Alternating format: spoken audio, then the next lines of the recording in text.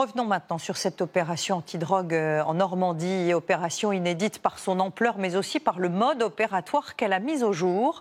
Hier, une centaine de policiers ont intercepté 800 kilos de cocaïne, marchandise transportée par un cargo, mais qui a été débarquée ensuite sur un bateau de pêche. Et c'est ce dernier point qui intrigue les enquêteurs. Les marins-pêcheurs de plus en plus sollicités par ces réseaux criminels. Florence de Juvigny et Lucas Barbier. Les policiers ont surpris les trafiquants en mer, en pleine transaction. De ces 26 ballots de cocaïne cachés sous la trappe d'un bateau, valeur à la revente, 50 millions d'euros. C'est la première fois que les enquêteurs surprennent un drop-off. Le principe ? Un cargo largue des ballots au large dans la Manche, aussitôt récupéré par un bateau de pêche complice. Puis la drogue transite sur une dernière embarcation plus petite. Plusieurs marins-pêcheurs ont été interpellés, dont le patron de ce bateau, sous scellé.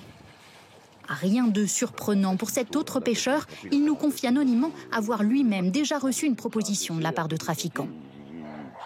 Concrètement, c'était de sortir en mer, d'aller en récupérer des... En général, c'est ça qui se passe, c'est des ballots qui sont jetés par les cargos, et puis il y avait une tonne à récupérer, et puis il y avait une enveloppe de 500 000 €. On devient entre guillemets des cibles faciles dans le sens où c'est qu'on est tellement acculé de charges, de tout, de quotas, de surquotas, par la force des choses pour l'appât du gain, et il y en a qui vont mordre à l'hameçon.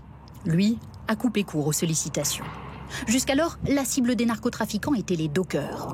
Recrutés pour réceptionner la drogue arrivée par porte-conteneurs, lui faire passer les douanes et les portiques de sécurité sans éveiller les soupçons. Une porte d'entrée désormais très surveillée. Les pêcheurs, eux, sont des passeurs bien plus discrets. Impossible de surveiller juste en Normandie les 600 bateaux de pêche sur tout le long du littoral.